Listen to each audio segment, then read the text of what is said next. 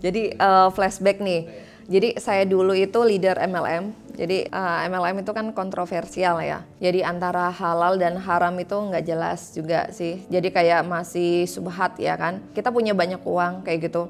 Cuma anak pertama kami itu sakit-sakitan terus ya, Bi.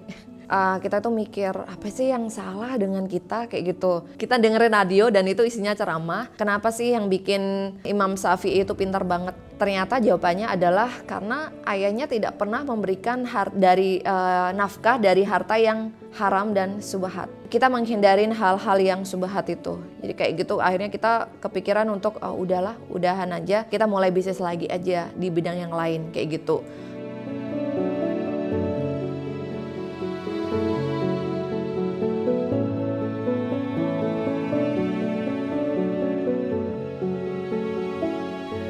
Bismillahirrahmanirrahim. Assalamualaikum warahmatullahi wabarakatuh. Perkenalkan, nama saya Setiono. Saya biasa dipanggil Tio. Saya di Fabil Natural ini sebagai Direktur Operasional. Oke, Assalamualaikum warahmatullahi wabarakatuh. Perkenalkan, saya Triwidayanti dari Fabil Natural. Di sini saya menjabat sebagai CEO. Oke, jadi nama Fabil itu diambil dari nama anak saya, itu Fatimah dan Bilal. Jadi langsung kepikiran nama Fabil. Oke, Fabil aja lah kayak gitu. Waktu itu kepikiran nama Fabil, Fatimah diambil dari nama Fatimah dan Bilal. Ini cocok nih untuk usaha kami. Kebetulan kita pengen bangun usaha, waktu itu apa, Bi? Usaha bisnis sendiri kayak gitu.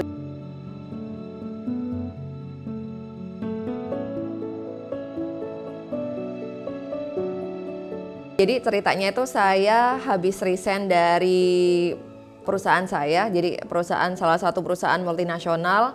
Saya dulu di Filipina. Jadi ketika itu saya memutuskan karena udah punya anak, akhirnya saya memutuskan untuk di Indonesia saja, jadi sama suami. Waktu itu saya iseng-iseng aja, jadi iseng-iseng ikut MLM. Jadi itu pertama kalinya saya ikut MLM, dan karena waktu sama suami bangun dari nol, benar-benar dari nol, kita di rumah kontrakan kecil kayak gitu, dan itu kita hanya naik motor saja. Nah saat itu waktu jalan-jalan sama anak, masih ada bayi kayak gitu, hujan kayak gitu. Nah waktu itu jadi merasa bersalah banget, ya Allah, ini saya anak pertama, terus anak saya kehujanan, bayi saya kehujanan. Nah waktu itu jadi tekad saya untuk saya pengen punya mobil kayak gitu. Jadi itu aja sih. Jadi tekadnya cuma saya pengen punya mobil. Saya minta izin sama Mas Tio, boleh nggak rumah berantakan? Selama 1 bulan ini rumah berantakan. Umi mau fokus jalanin bisnis, Umi pengen punya mobil. Dan qadarullah 1 bulan kemudian beneran kita dapat hadiah mobil pertama. Ternyata karena memang udah ngegas, bulan kedua dapat mobil lagi, bulan ketiga dapat mobil lagi, sampai 7 mobil kayak gitu. Karena udah tahu polanya ini. Ya, diulang aja polanya.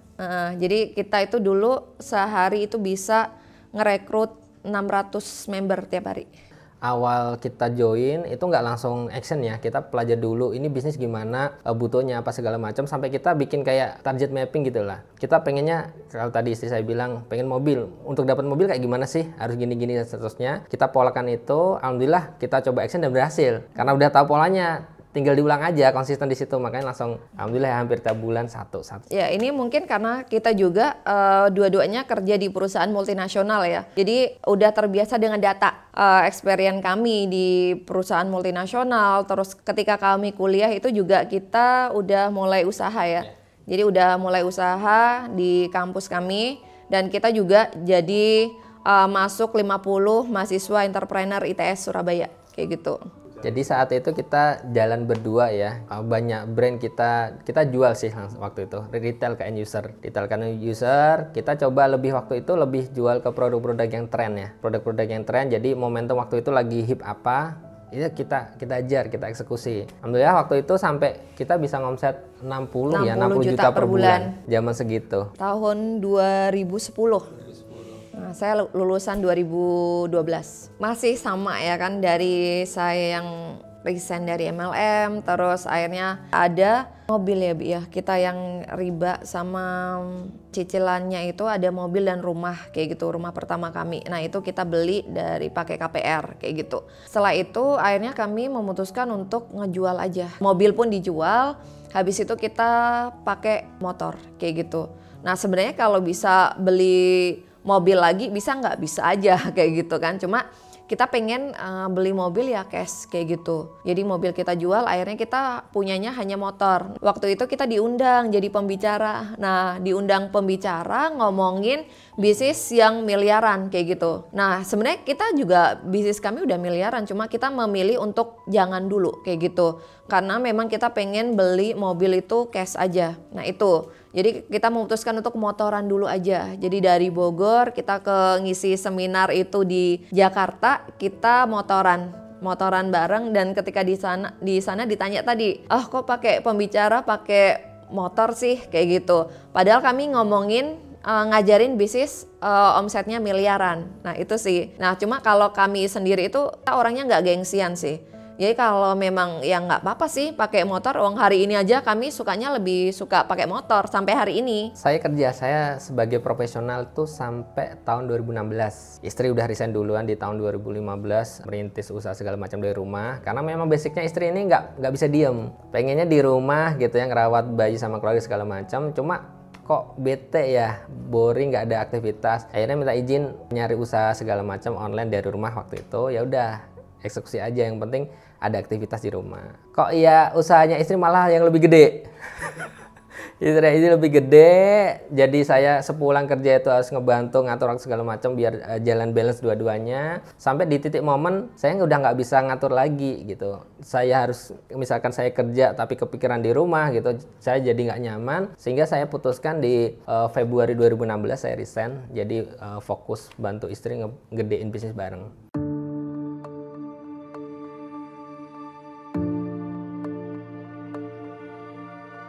Kalau Fabil sendiri, saya tuh berangkat dari kulit saya sendiri itu sensitif. Jadi saya tuh pengen Fabil ini produk-produknya itu natural, halal, terus skin focus sih sebenarnya seperti itu. Jadi yang membedakan ya produk-produknya dari segi ingredient kita tuh natural, kita halal, dari kita juga herbal, terus kita fokusnya sama skin focus. Jadi apapun yang kita buat itu pasti hybrid kayak gitu, hybrid skincare. Misal nih kita bikin lip cream. Nah, lip cream itu pasti mengandung skincare juga, ada efek perawatan kayak gitu. Jadi itu yang membedakan Fabil sama yang lain. Dan kita juga ada spesialisnya, kita spesialis di bahan-bahan ada bidara dan moringa. Nah, itu yang sering kita angkat karena jadi kalau muslim itu percaya bahwa bidara itu pengusir sihir dan jin. Jadi campaign-campaign yang sering kami lakuin itu kalau mama lagi marah-marah, udah cuci muka aja sama Fabil. Jadi setannya jadi terhempas kayak gitu sih. Kita ada B2B dan B2C. Kalau B2B-nya kita pakai reselleran. Nah, sekarang kita ada sekitar 11.000 ya, Bi. 11.000 reseller aktif. Nah, kalau di Fabil itu sendiri, kita itu lebih suka reseller aktif. Kita bikin sistem di mana kalau mereka nggak aktif, mereka terhapus dari sistem. Kayak gitu, jadi nggak bisa selamanya jadi resellernya Fabil. Kalau dari kami sendiri itu kita memakai omnichannel sih sebenarnya. Jadi kalau di organik kita memakai organik, pakai ads kayak gitu, marketplace juga ada. Nah, kalau organik itu biasanya kita pakai, saya punya personal branding. Kalau di Facebook itu saya punya 125.000 follower. Nah itu followernya itu aktif kayak gitu. Jadi ketika saya mengedukasi, nah mereka itu tertarik untuk join Fabil. Karena memang value-nya kita yang tadi saya sebutin itu ada natural, jadi natural, halal dan skin focus. Jadi emak-emak itu nggak perlu ribet juga memakai banyak produk karena kita juga sistemnya itu skincare dan kosmetiknya itu nggak ribet kayak gitu. Contoh kita lip cream itu kita bisa untuk lipstikan, untuk blush on kayak gitu. Untuk eyeshadow itu juga bisa. Jadi emak-emak itu nggak perlu punya waktu yang banyak untuk make upan, untuk skincarean karena multifungsi. Saat ini ada 30-an SKU lah kayak gitu, terdiri dari skincare dan kosmetik.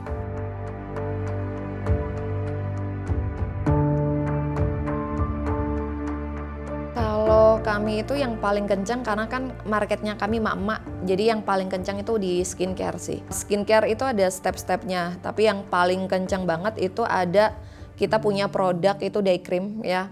Day cream itu untuk sunscreen, tinted sunscreen, yang dimana emak-emak itu pakai sunscreen tapi udah kayak bedakan kayak gitu. Jadi mereka nggak perlu banyak step lagi kayak gitu. Kalau day cream ini numpang lewat doang kayak gitu. Kalau dari misal nih kita pesen nih 20.000 itu langsung sold out kayak gitu terus sih. Jadi begitu barang datang sold out, begitu barang datang sold out itu. Hanya lewat untuk di packing.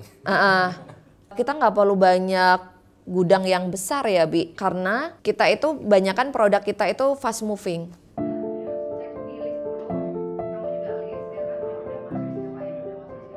Jadi momentum Fabil di fase kurang bagus gitu ya, tentunya ada. Cuma alhamdulillah kita bisa langsung kelola ya bareng tim. Karena satu, kita yakin produk kita pasti bagus. Itu harus beres, dan kita yakin produk kita udah bagus.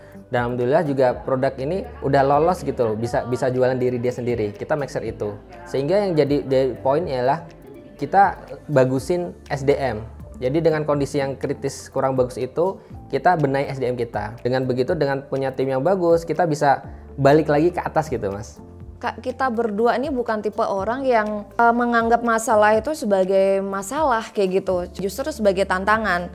Jadi kalau ditanya apa sih kisah sedihnya kayak gitu, itu kayak kita juga agak bingung juga kayak gitu ngejelasinnya gimana ya, karena kan namanya bisnis itu pasti kayak gitu lah, ada fase kita di bawah, ada fase kita juga ke atas ya kan. Bagi kami itu tantangan. Jadi kalau ditanya fase terendahnya kami, ya pasti ada, semua pengusaha itu pasti punya fase terendah, cuma kita menyebutnya itu tantangan ya.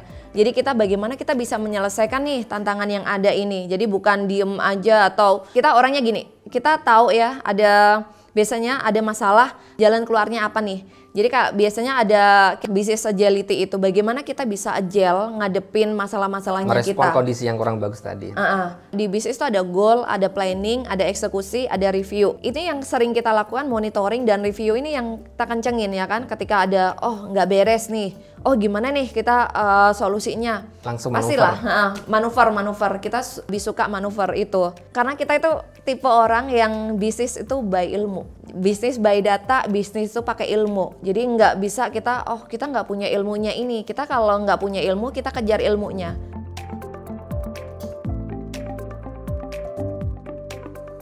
Tantangannya luar biasa. Kita berdua ini dua-duanya orang intuiting kayak gitu. Jadi sama. Nah kalau orangnya sama itu biasanya kan bentur kayak gitu. Cuma kita itu balik lagi ke agama ya kan. Kita itu sering ikut seminar parenting sih sebenarnya. Dari awal kami menikah itu kita ikut seminar parenting. Jadi kita apa sih visi misi keluarga kami itu seperti apa, dan kita mau dibawa kemana nih keluarganya. Kita kan pengen jadi sebaik-baik manusia ya kan, manusia yang paling banyak bermanfaat untuk orang lain. Nah kalau kita lewat jalur dakwah, kita bukan ustadz kayak gitu. Nah yang bisa kita lakuin ya kita bagaimana kita membesarkan usaha kita biar kita bisa bantu banyak orang ya. Dan itu juga yang akhirnya kita nggak boleh egois jadi orang. Visi misi keluarga kita itu seperti apa. Nah kayak tadi, karena kita tahu ilmunya itu, jadi akhirnya menikah itu kan bukan sekedar cinta ya kan, tapi kasih sayang itu sih. Jadi kasih sayang ini yang akhirnya kita jadi tahu satu sama lain itu seperti apa, dan kita saling memaklumin satu sama lain. Jadi nggak ada yang iya ya pendapat suami kayak gini, pendapat saya kayak gini. Nah ini yang kita cari titik tengah nih, gimana ya kita pengennya seperti apa kayak gitu. Iya. Itu yang kita alhamdulillahnya kita kompaknya di sana, karena memang visi misi keluarga kami bisnis hebat, keluarga dekat, rezeki manfaat. Iya, jadi memang harus diberesin dulu, visi misi harus clear ya Mas Sabtu. Kalau enggak nanti kita punya destinasi yang enggak sama, itu bakal jadi masalah. Tentunya yang kedua komunikasi sih, komunikasi. Alhamdulillah komunikasi kita selalu belajar ya. Ketika salah satu jadi api, salah satu harus jadi air. Ketika salah satu ngegas, yang satu harus siap ngerem gitu. Dalam arti ngerem, jangan sampai di depan nih buntu, masa ngegas terus. Nah, visi misi yang sama dan komunikasi. Jadi dari kami sendiri kita udah komitmen sih 10% dari penghasilan kami itu kita mau sedekahin kayak gitu. Ada pondok-pondok yang kita support setiap bulan di Bogor aja ya Bu ya. Baru Bogor itu ada puluhan lah yang kita support, itu dari sembakonya kayak gitu, sembako bulanan untuk pondok itu kita support di sana. Kalau nilai sedekah kami itu ya itu waktu di audit itu ternyata salah satu komponen biaya ya Bu ya, yang paling besar ya. pengeluaran yang paling besar ya itu sih. Ya, tapi bagi kami itu kan auditor ya kan. Tapi bagi kami justru apa yang kami keluarkan itu nggak besar kayak gitu, karena apa yang kami dapatkan itu jauh lebih besar. Jadi kalau tadi dibilang memberi budget 10%, ya realitanya juga nggak segitu. Karena ketika kita ngerasa lagi punya, apalagi pas lagi posisi lagi punya, kita biasanya lihat yang butuh kasih gitu sih. Jadi alhamdulillah Allah tuh kasih kita anugerah jiwa berbagi yang kenceng. Jadi kita berdua punya kesamaan di situ, sehingga ketika mau ngelakuin itu ya ayo aja gitu sih. Dan kita percaya rezeki ini hanya lewat aja gitu loh. Jadi wasilah aja sih. Hanya lewat aja. Allah kasih kita rezeki. Kalau kita oper lagi ke yang lain yang lebih butuh, ya memang jalannya seperti itu. Jadi kita ikutin aja sunatullah. Allah pengennya gini. Selama itu masih positif, hal yang baik, insya Allah kita sih ridho ngelakuin itu.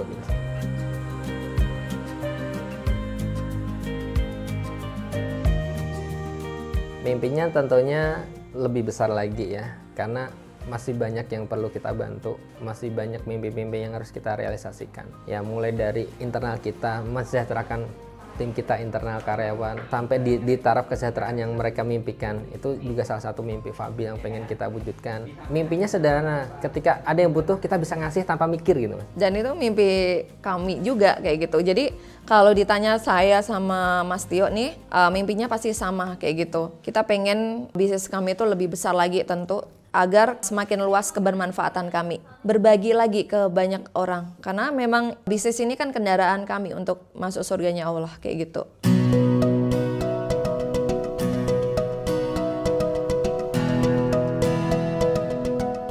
Jadi pertama kali tahu Kirimin Aja itu dari Mas Auf ya. Beliau itu brand foundernya, salah satu brand foundernya Kirimin Aja. Alhamdulillah sekarang beliau diamanai jadi CMO ya. CMO. Istri sih sebenarnya yang ikut dulu kelasnya. Jadi sekali lagi istri ini memang posisinya Allah kasih sebagai inisiator gitu. Jadi dimulai dari istri dulu, ikut kelas beliau Mas Auf. Alhamdulillah cocok segala macem. Kita ngobrol, diskusi, diperkenalkan sama Kirimin Aja. Dan waktu ngobrol tuh kita langsung nyambung gitu, karena di Fabil itu kirimannya kan udah banyak, dan tentu banyak buyer yang request beberapa ekspedisi berbeda tentunya kan gitu ya. Kita bingung tuh kewalahan, maksudnya ngelola beberapa ekspedisi dengan berbagai aturan main lah ya, mulai dari rate-nya, jam pick up dan seterusnya.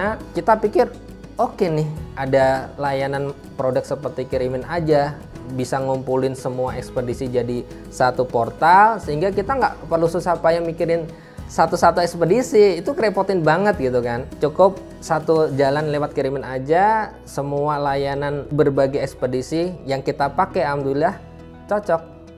Nah dari situ kita lihat segala macam, ada kemudahan layanan tadi, kemudian dari sisi rate harganya juga masuk buat kita coba deh. Itu awal mula kita ketemu Kirimin Aja seperti itu. Ya, di Kirimin Aja tersedia dashboard ya. Dashboard lewat website, itu tim operasional biasanya yang kontrol itu. Bisa dicek langsung real time lewat website ketika memang teman-teman di kantor, terutama yang standby di depan laptop atau komputer gitu ya. Kemudian buat aku sendiri sih ngeceknya lewat handphone ya. Lewat aplikasinya ada tersedia di situ, jadi langsung bisa dicek real time bagaimana status transaksi yang sedang dilayanin, cek ongkir, tagihan dan segala macam semua tersedia sih di situ. Jadi sangat gampang banget diakses sih. Ya sih, terutama kita mitra ya kan, mak-mak ini kan basisnya itu pasukan mak-mak ya kan. Pasukan mak-mak ini nggak bisa ribet-ribet kayak gitu loh. Nah ini Kirimin Aja ini dashboardnya itu sangat membantu sekali, mudah kayak gitu, user friendly banget. Nah itu memudahkan mak-mak itu untuk mereka itu untuk proses pengiriman. Gini loh, kan mak-mak ini pekerjaannya banyak ya, di rumah ada anak-anak. Nah mereka tuh cukup dari HP-nya udah manggil kurir, udah semuanya ada kayak gitu. Dan itu membantu banget, dan kita udah dapat feedback juga dari mitra-mitra kami kalau mereka itu kebantu banget dengan adanya Kirimin Aja. Sebenarnya manfaat banget nih Kirimin Aja dengan layanan CS 24 jam. Jadi kita itu kan namanya basicnya kita itu kan bisnis online ya. Bisnis online itu 24 jam. Jadi ada juga mitra-mitra kami yang kirim paket jam 10 malam. Jadi kalau ada kendala apa-apa bisa ngechat CS-nya 24 jam, dan itu ngebantu banget buat kami yang bisnisnya online. Itu layanan chatnya keren banget karena salah satu backbone bisnis online memang tadi ya layanan shipping sih. Nah dengan adanya CS yang bisa kita akses 24 jam, kita nggak perlu takut mau butuh support kapanpun, ketika pun ada trouble atau butuh apapun langsung bisa diberesin kok sama tim Kirimin Aja. Apalagi kalau di Fabil ya, kita udah integrasikan tuh API-nya Kirimin Aja sama sistemnya kita, itu luar biasa banget. Teman-teman ketika udah input transaksi jebret, sistem itu otomatis jalan, nggak perlu dieksekusi manual lagi sampai selesai, bahkan sampai notifikasi transaksi selesai pun udah enak banget lah.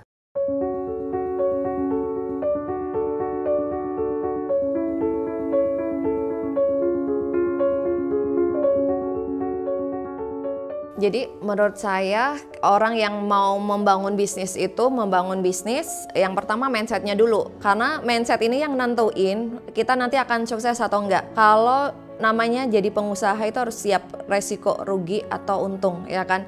Itu adalah resikonya. Untung juga bagian dari resiko. Jadi harus siap dulu mentalnya. Makanya mindset ini yang berpengaruh sekali dengan mentalnya kita. Nah, yang kedua, teman-teman harus tahu tujuannya dulu. Ketika kita berbisnis, tujuannya untuk apa sih? Tujuannya, niatnya untuk apa? Nah, niat ini nanti yang akan bikin kita itu komit nggak dengan apa yang kita jalanin, kayak gitu. Kalau niatnya cuma untuk diri sendiri, biasanya tuh nggak terlalu komit. Tapi kalau niatnya itu untuk berbagi, untuk memperluas manfaat kita, nah itu biasanya ketika ada apa-apa ya kan, itu kita tetap akan semangat kayak gitu, karena ada yang kita perjuangkan kayak gitu. Terus yang ketiga, kita harus punya goalnya itu kayak gini ya.